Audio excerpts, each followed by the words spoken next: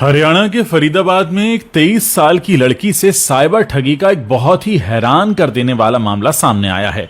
Cyber ठग ने लड़की को 17 दिनों तक घर के अंदर बंद रहने पर मजबूर कर दिया। कहीं आपके साथ ऐसा ना हो, इसलिए इस घटना को पूरा ध्यान से सुनिए। इसे डिजिटल अरेस्ट का नाम भी दिया जा रहा है। इस दौरान ठगों ने लड़की से 2.5 लाख रुपए भी हड़प लिए। पीड़िता ने बताया कि घटना की शुरुआत 12 अक्टूबर को हुई, जब लखनऊ से उसके पास एक कॉल आया। इसके बाद वो ठगों के झांसे में ऐसा फंसी कि खुद के घर में ही कैद होकर रह गई। आपको बता दें कि साइबर ठगी का शिकार हुई लड़की का नाम अनन्या है, फरीदाबाद की रहने वाली है। एक इंटरव्यू में अनन्या ने बताया कि सब कुछ ठीक चल रहा था। इस बीच 12 अक्टूबर को उसके पास एक कॉल आया। कॉल करने वाले ने कहा कि वो लखनऊ कस्टम ऑफिस से बोल रहा है और आपके आधार कार्ड के जरिए एक पार्सल कंबोडिया भेजा जा रहा है।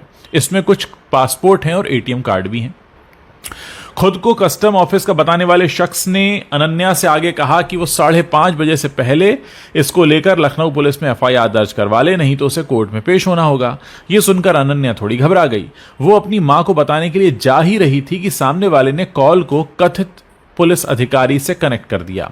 इस पर अनन्या उससे बात करने लगी। अब अनन्या बताती है कि जब मैंने उस कथित पुलिस अधिकारी से बात की तो उसने कहा कि एफआईआर के लिए मुझे वीडियो कॉल पर आना होगा, क्योंकि डिजिटल एफआईआर कैमरे पर ही होती है। इस पर मैंने स्काइप ऐप ज्वाइन किया और कैमरे के सामने बैठ गई। सामने पुलिस की वर्दी पहने कुछ लोग खड़े थे और थाने जैसा ही बैकग्राउंड भी बना हुआ था। इसके बाद पुलिस अधिकारी ने आधार कार्ड और बैंक डिटेल्स वगैरह चेक करने की बात कही। फिर कुछ देर बाद उसने कहा कि आपके यानी अनन्या के खिलाफ तो पहले से ही एक एफआईआर दर्ज है और अरेस्ट वारंट भी जारी हो चुका है।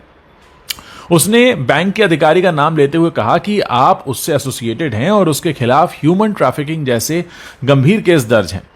हमारे पास सबूत हैं, गवाह हैं, दोनों मौजूद हैं। यह सब सुनकर अनन्या काफी घबरा गई।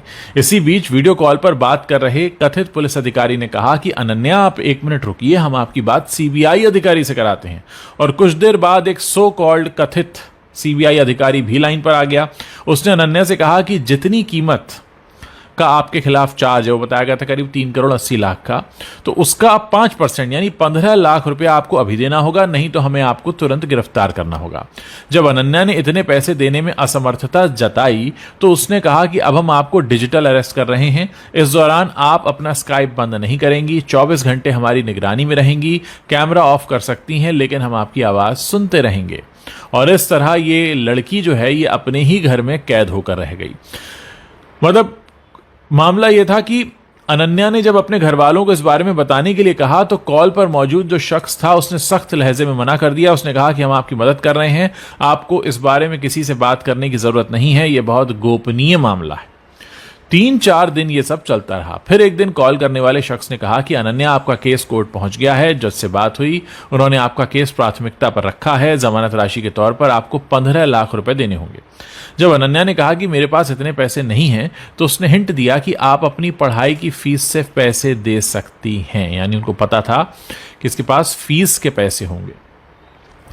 अब इसको लेकर अनन्या का कहना है कि पता नहीं कैसे उन लोगों को ये बात पता चल गई कि मैं पढ़ाई के लिए कनाडा जाने वाली हूं। इसके बाद उन्होंने फ्रॉड बेल का झांसा दिया तो घबराहट में मैंने 2.5 लाख रुपए उनको ट्रांसफर कर दिए। ये पैसे हॉस्टल की फीस और पढ़ाई के लिए रखे गए थे। बाद में जब और प्रेशर आया तो ये कहा गया कि अपने पापा के क्रेडिट कार्ड से पैसे भेजो, दोस्तों से मांगो, कहीं और से भेजो, लेकिन मैं टालम टोल करके किसी तरह उनकी बात काटती रही।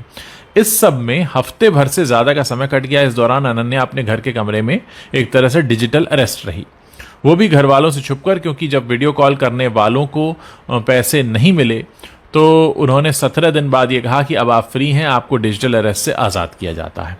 अब सवाल ये कि लड़की ने इतना दिमाग क्यों नहीं चलाया और उसने अपने घर वालों को बताया क्या?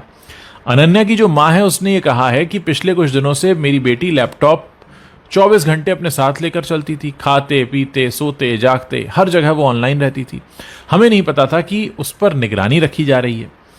डर के मारे वो ऐसा कर रही है, हमें बिल्कुल अंदाजा नहीं था। और पहले हमें लगा कि आईटी का बच्चा है, शायद काम कर रहा होगा, मगर हद से ज्यादा ऑनलाइन रहने और वो भी वीडियो पर ऑनलाइन रहने को लेकर हमें शक भी हुआ। फिर 17 दिन बाद मालूम हुआ कि अनन्या साइबर ठगी का शिकार हो गई है। अनन्या की मां कहती हैं कि दोषियों पर कड़ी कार्रवाई होनी चाहिए। जिस तरह मेरी बच्ची मेंटली टॉर्चर हुई है, किसी और का बच्चा ना हो। फिलहाल पुलिस ने केस दर्ज करके जांच शुरू कर दी है। दोस्तों, ये अपनी तरह का अनोखा मामला है जिसमें डिजिटल अरेस्ट किसी को किया गया। मैं चाहता हूं कि इस वीडियो को आप ज़्यादा से ज़्यादा लोगों के साथ शेयर करें ताकि ज़्यादा से ज़्यादा लोगों के पास ये सूचना पहुंचे और ये लोग जो इतने शातिर हैं किसी और के साथ इस खतरनाक काम को अंजाम ना दे पाएं। जितना ज़्यादा हो सकता है इस वीडियो को शेयर कीजिए। व्हाट्सएप पर शेयर कर सकते हैं, फेसबुक पर शेयर कर सकते हैं, टेलीग्राम पर शेयर कर सकते हैं, अपने दोस्तों के ग्रुप्स में भेज सकते हैं। लोगों को बताइए कि ये सब भी चल रहा है। लेटेस्ट अपडेट्स के लिए पावर ऑफ वन न्यूज को फॉलो कीजिए।